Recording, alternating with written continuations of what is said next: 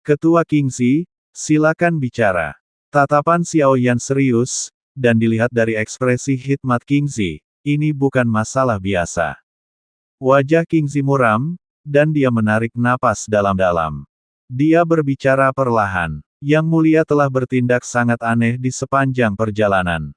Kami melintasi puluhan ruang hampa dan bintang yang hancur. Awalnya, melihat bahwa sisa-sisa orang yang telah terbunuh masih utuh, kami mengira Taiksu telah menggunakan semacam sihir. Namun, saat kami terus maju, kami menemukan bahwa situasi berskala besar seperti ini jelas bukan sesuatu yang tidak diketahui Taiksu. Baik itu sisa-sisa makhluk hidup yang mati atau tulang-tulang binatang bintang, semuanya terawetkan dalam keadaan seperti sebelum mereka mati. Kingzi mengatakan ini, tetapi Xiao Yan masih tidak mengerti. Melihat tatapan curiga di matanya, dia melanjutkan, aku ingat pernah melihat beberapa kata tentang situasi ini dalam teks rahasia tertua klan Dewa Batu Kuno. Kapanpun situasi seperti ini terjadi, itu pasti bukan sesuatu yang dapat dilakukan oleh kekuatan manusia atau sihir. Itu adalah malapetaka besar bagi dunia. Semua makhluk hidup akan terancam maut. Jakun Kingzi bergerak susah payah. Akhirnya, dia mengucapkan kata yang mengerikan itu. Kebusukan telah lenyap, pembusukan telah lenyap. Mendengar ini, pupil mata Xiao Yan menyempit tajam, badai berkecamuk di dalam dirinya. Liang Jie, apakah ini sudah dimulai? Xiao Yan telah mempertimbangkan banyak kemungkinan, tetapi dia tidak menyangka ini akan menjadi hal pertama yang terjadi. Sebagai Yang Mulia Sensi, dia telah menyentuh inti dari hukum langit dan bumi, dan secara alami memahami makna mendalam di balik kata kebusukan. Hidup dan mati, kemakmuran dan pembusukan, adalah aturan paling mendasar dari siklus alam semesta, pergantian langit dan bumi. Daun yang gugur kembali ke akarnya, bahkan berubah menjadi sesuatu untuk menyehatkan langit dan bumi, inilah tujuan kematian, dan juga titik awal kehidupan. Jika pembusukan menghilang, itu berarti kematian bukan lagi akhir, siklus materi dan energi antara langit dan bumi terputus sepenuhnya. Jika ini terus berlanjut, esensi dunia sensi akan terkunci sepenuhnya, berubah menjadi kolam stagnan yang tidak mampu melahirkan kehidupan baru. Dia mengangguk, ekspresinya semakin serius. Memang, tidak satu pun mayat yang membusuk. Tidak hanya tubuh fisik mereka yang abadi, tetapi bahkan fragmen jiwa dan energi spiritual mereka yang seharusnya tersebar ke dunia setelah kematian tersegel rapat di dalam tubuh mereka, tidak dapat kembali ke penguasa surgawi. Ini menunjukkan adanya masalah dengan aturan. Siklus hidup dan mati di alam ilahi sedang diubah atau dihilangkan secara paksa oleh kekuatan yang tak terlukiskan. Mungkinkah ini ulah Taiksu? Xiao Yan menggelengkan kepalanya, lalu menatap Kingzi dan menjawab, Taiksu tidak memiliki kekuatan seperti itu. Mereka hanya mengikuti arus, kekuatan mereka sendiri sebenarnya tidak sekuat itu.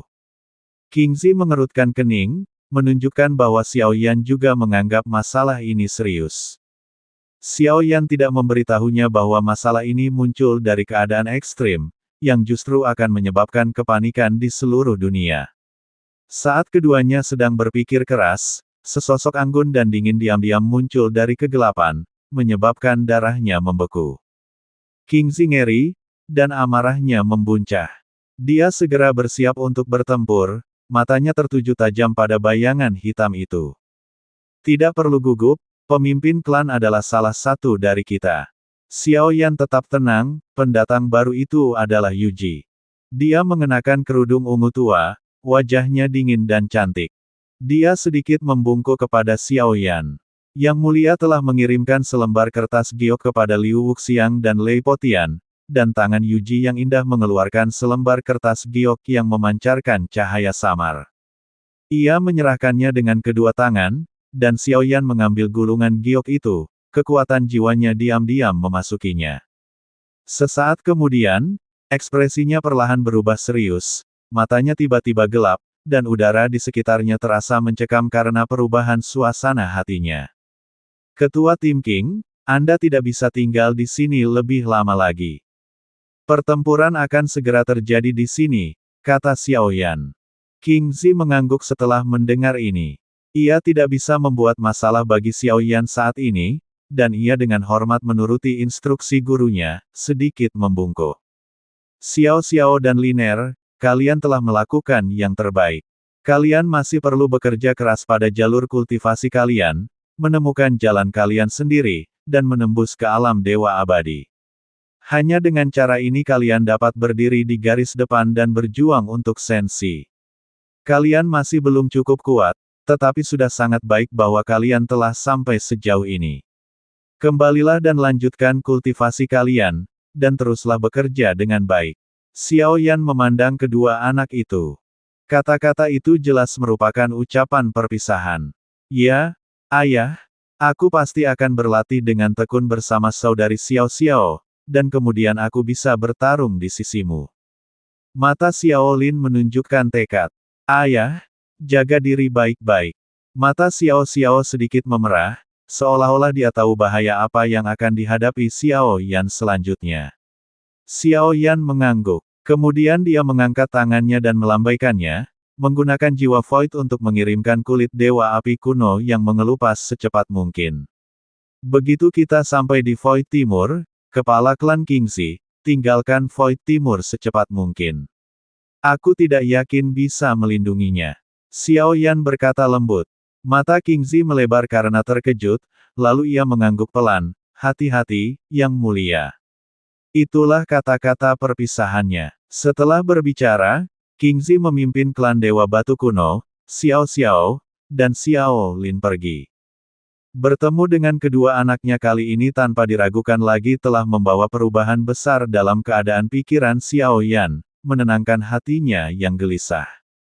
Ia sedikit mengangkat kepalanya dan bergumam pada dirinya sendiri, ya, mereka tidak tahu apa-apa, namun mereka masih berusaha untuk maju. Mereka tidak pernah menyalahkan saya, ayah mereka, karena saya harus menjadi lebih kuat untuk melindungi mereka. Hidup mereka adalah makna terpenting dalam hidup saya. Aura Xiao Yan tiba-tiba menyebar, menyebabkan pinggiran gerilya sedikit bergetar. Jika ia dikepung dan diserang sekarang, itu akan sangat merugikannya, karena tubuh fisiknya tidak cukup kuat. Liu Wuxiang dan Lei Potian, dua ahli tingkat 6 dari entah mana, jika mereka ditambahkan ke daftar individu yang kuat. Secara lahiriah, aura Sucu tetap berada di tingkat 6, tetapi kenyataannya, kekuatan Sucu pasti berada di atas tingkat itu. Jika tidak, dia tidak mungkin bisa menggulingkan tabib Suqian dari tahta Void. Fondasi Raja Void, penguasa Void, tidak dapat dipahami, dan dia juga orang yang sangat licik. Perhitungan dan kehati-hatiannya ditakdirkan untuk tidak mudah gagal. Mungkin kecepatan mencapai tujuannya akan lebih lambat, tetapi setidaknya setiap langkah bertujuan untuk stabilitas. Termasuk informasi dalam pemeriksaan awal, berdasarkan dua tokoh kuat, Liu Wuxiang dan Lei Potian, dia selalu ingin menggunakan mereka untuk menguji atau menyingkirkan Xiao Yan, untuk memastikan keselamatannya sendiri dan kemajuan rencana yang normal, dan untuk mengumpulkan tim untuk segera pergi. Xiao Yan tidak banyak berbicara dengan Yu Ji, tetapi hanya membuat pengaturan. Perlu untuk terus mengubah posisi, selain mengkultivasi tubuh utama, untuk melihat apa yang dapat dilakukan.